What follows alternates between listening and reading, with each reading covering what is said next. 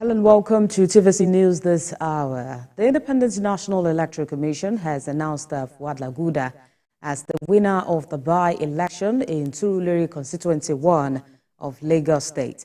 The returning officer, Professor Simeon Adebayo, announced that the APC candidate scored a total of 11,203 votes to defeat candidate of the People's Democratic Party, Jerry Afemiye, who scored 278 votes, while the candidate of the Labour Party, Adiola Adebanjo, polled 240 to come third. Fuad Laguda will now replace the Chief of Staff to the President, Femi Gbajabiamila, at the House of Representatives, who resigned after his appointment by President Tinubu.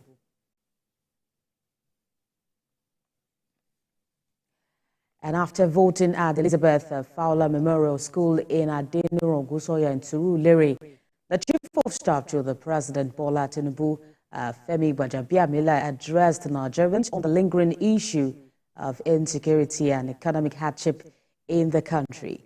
The former Speaker of the House of Representatives also assured that the removal of the fuel subsidy is a must in President Tinubu's economic reforms, while assuring that the benefit will soon materialize. Now, speaking on the spate of kidnapping in the country, he asked that while Nigerians constructively criticize the government, they should also support the government and security personnel in fighting terrorism. It's something of concern to me and to everybody. But I believe all of us should be our brother's keepers. We should all check ourselves, support the president, support the administration. Once we all come together and we knock heads together, then we will defeat the terrorists. We will defeat the kidnappers.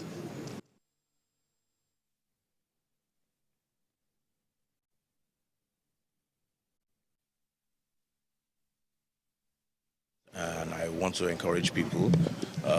It's been around about 6-7 months of this government. The gestation period is about now. So moving forward, I believe that things will begin to take a turn. Things have been very difficult because of the fundamentals that we're missing in the first place. It is those fundamentals, those economic fundamentals, that this government is putting into place. But the president that we have, I mean, you know him, I know him. He's done it before, over and over again. He knows what he's doing, and I believe at the end of the day, everything will work out fine.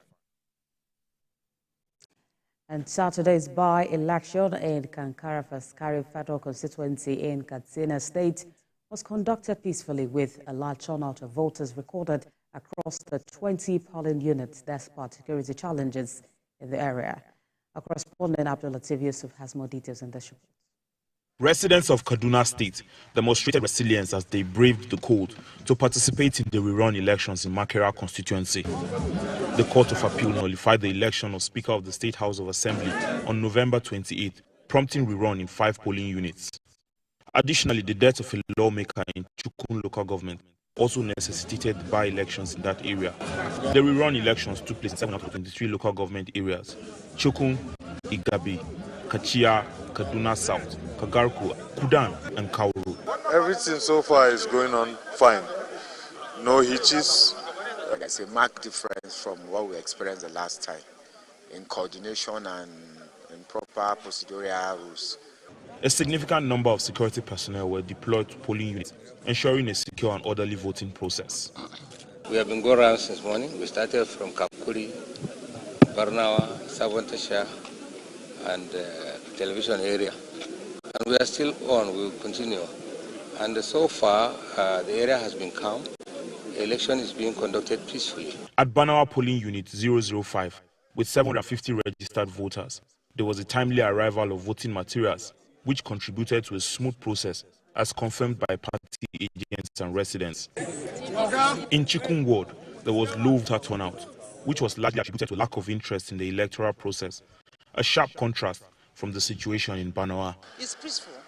Most people don't even know that there's an election.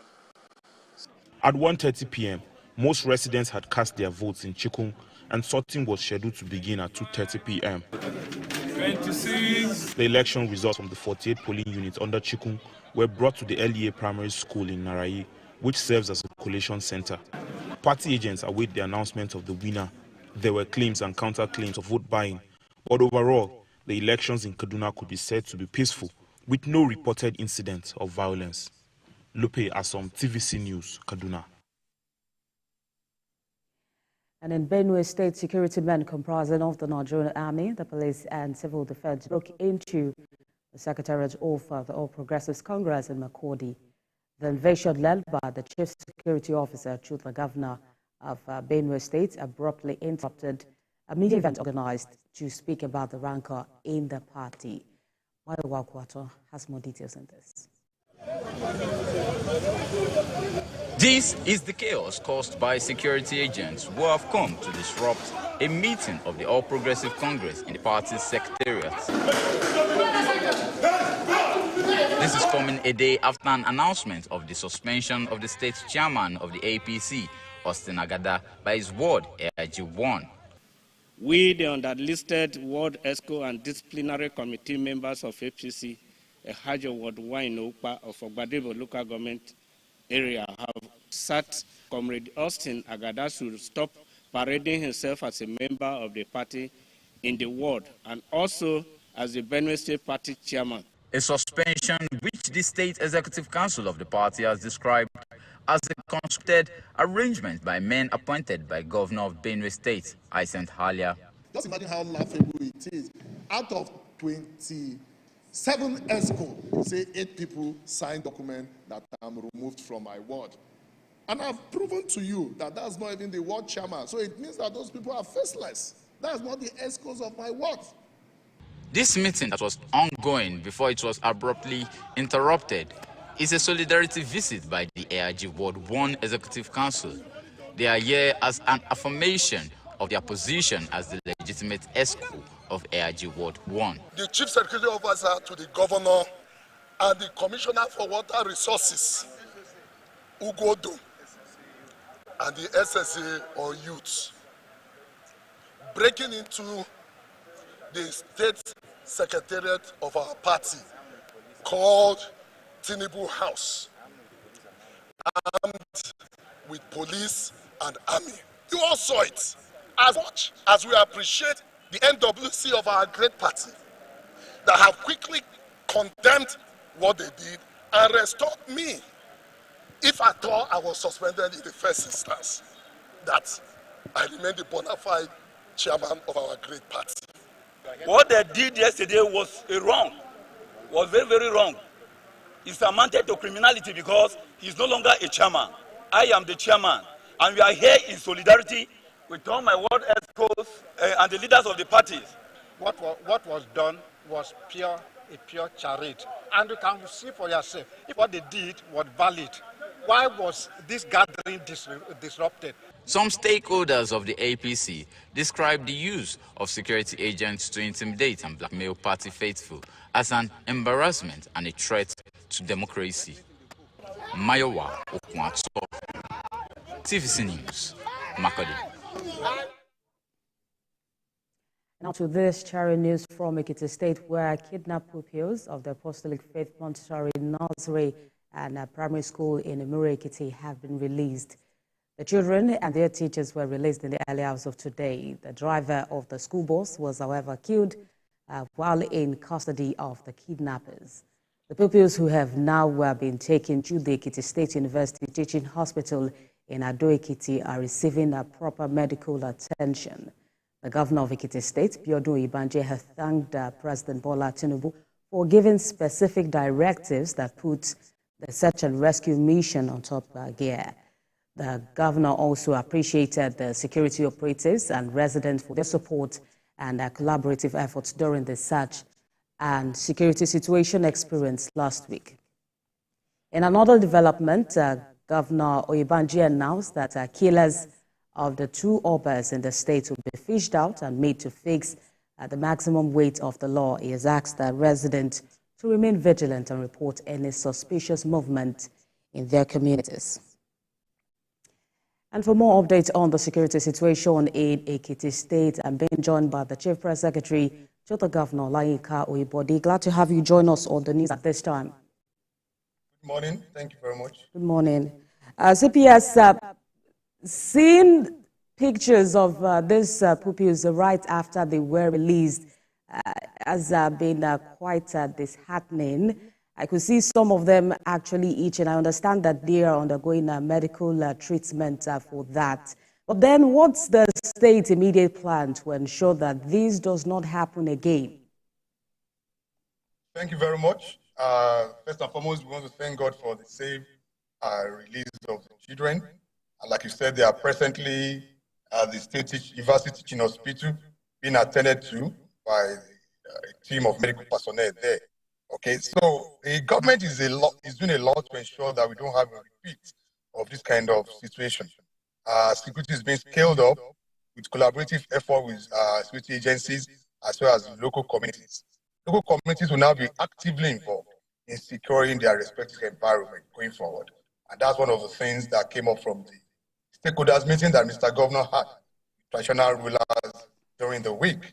That the traditional institution also joined the security agencies in combing the environment and in securing the environment to ensure that we don't have this kind of dastard incident again. Well, there's been some controversies, some back and forth on the fact that these students were not actually released, and also on the number of pupils and the teacher that was released. Can you confirm that to us? So I'm confirming that all the students were released and their teachers.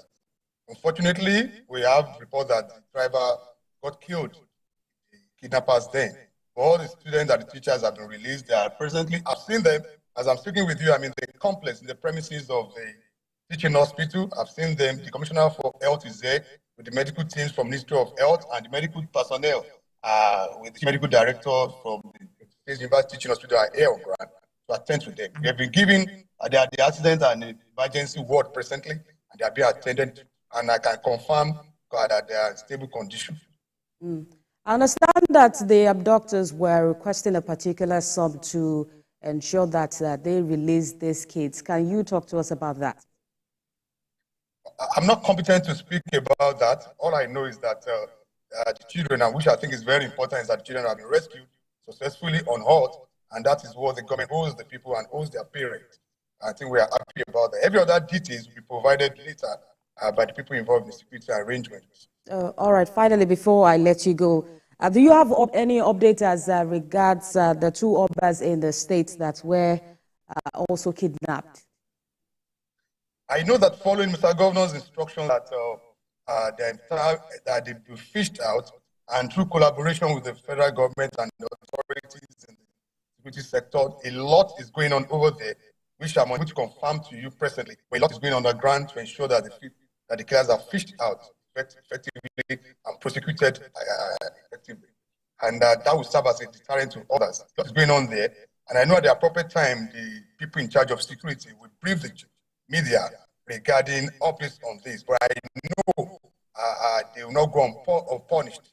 And that is the position of Mr. Governor, His Excellency. And a lot is going on there through by combing the environment. The entire environment are being combed presently.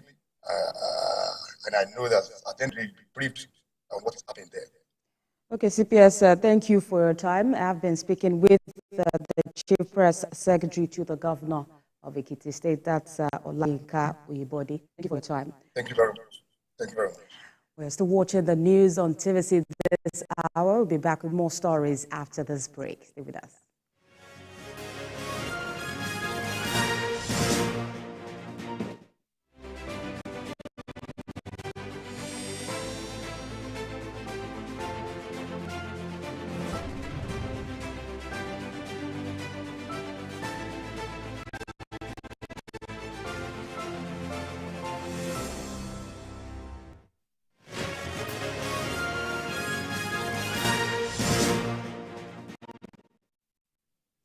Thank you for staying with us on the news. Today is World Cancer Day, and the First Lady of Nigeria, Oluremi Tinubu, is urging key players to use this important opportunity to raise awareness and elaborate further the message of prevention, early detection, and treatment of cancer. Senator Tinubu says the theme for this year, closing the care gap speaks to the fact that stakeholders across board must deep their efforts in putting in place necessary infrastructure to address these health challenges towards better care for cancer patients and survivors. The First Lady says no one should have to face the challenges of cancer alone, calling for empathy, care, love and support for patients and survivors. Now let's turn our attention to Lagos State, where the Domestic and Sexual-Based Violence Agency in Lagos says a 7-month-old baby and a 74-year-old woman are some of the thousands of survival cases it has handled. The agency has now opened a partnership with traditional rulers in a bid to build on the gains recorded in the effort so far. Fuad has more details in this. Maximizing the roles traditional rulers play in the society in a bid to addressing domestic and sexual violence. In Lagos State is the agenda at this stakeholders forum. The DSVA says anyone can be a victim of the mess. It is now seeking the partnership of these influential persons so as to create more awareness as well as influence open dialogue and mutual respect among their subordinates. Over the years, we've gotten reports that survivors have been to the palaces, to the kingdoms to complain about sexual and gender-based violence. And so we know that they are addressing these issues in the way they know how to. And so it's important that we leverage on existing institutions such as traditional institutions, equip them with relevant information about these issues, letting them know that these are crimes are committed against the state, and more importantly, letting them know their roles in preventing and responding, letting them know the referral pathway that should be activated, and know where their intervention should stop and when government should step in. The organizers also highlights the several multi-sectoral services available to boost reporting and support for survivors while welcoming feedback from the participants. So many problems emanated from home, and that is the aftermath effect of what we're seeing right now. But in my area, it's not that too rampant, but once in a while, when they brought those children or those adults to my attention, I called on my chiefs and would sit down and try to manage it. Because when we are to manage it, we can't separate homes. We need to talk to our children, talk to the many people, talk to the youth of nowadays, and giving them a kind of the thoughts that we've learned from this place. In most cases, we usually call the divisional police station covering my kingdom, and I come to realize that most of the people that commit this kind of acts are always kind of the powerful in the society, or probably they have backup of the powerful people in the society, so they go scot-free in most cases. Authorities believe these engagements will equip the beneficiaries in their roles as custodians of culture and ensure safer communities. Kemi Foladeyemo, TVC News, Lagos. The eye is one of the most important parts of the body, and any challenge to it can affect a person's quality of life. Now, to prevent avoidable blindness and improve quality of life for the visually impaired, a non-governmental organization, Lions Club International District 44B3 in Nigeria, has distributed 3,000 free medicated eyeglasses to some indigent Nigerians, and that's according to the district's governor, Layuola Fadairu. According to him, the glasses were donated in 2023 under an initiative made possible through a partnership with a recycling eyeglass company in the United States of America.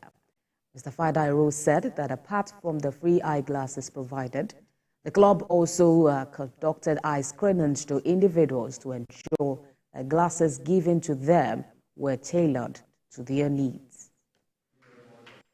So we received the consignment of over 6,000 eyeglasses, and so far so good, over 3,000 has been distributed in various axes of our district, that is Ibadan, Abeokuta, Ota, and of course Lagos, where we have the seat of government. Apart from that, that is the core project of the district. We have other projects We've done diabetes screening in all our 4 axes, and necessary medication has been applied. Meanwhile, the residents of Shomolu and environs in Lagos will not forget the timely intervention of the federal government in a hurry. In the wake of the hike in the cost of food items and petroleum owing to the removal of subsidy on the commodity, the member representing Shomolu Federal Constituency, Ademore Koye, distributed food palliatives to thousands of people recently. Traditional rulers, party chieftains, community leaders, and residents turned up in large numbers at the venue. The program we are having here today is the distribution of the federal government palliatives in terms of foodstuff to our people, because we understand that the challenge that has been caused by the needed decision of the federal government in removing the petroleum subsidy. And we really thank Mr. President for this initiative, and we pray that God will continue to guide him. God will continue to increase him in wisdom.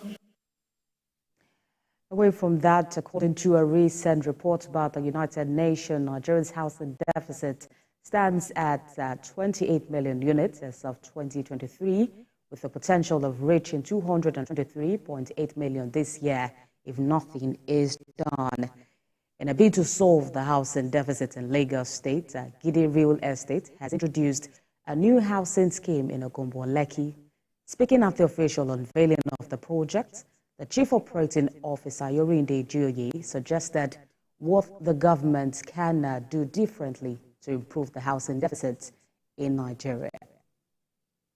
And I think the government needs to empower real estate stakeholders, which are the developers, putting policies in place that will favor the real estate developers. And I think this way, the government will solve the housing deficit in Nigeria. Respect, uniqueness, comfort, luxury, and of all, eco-friendly.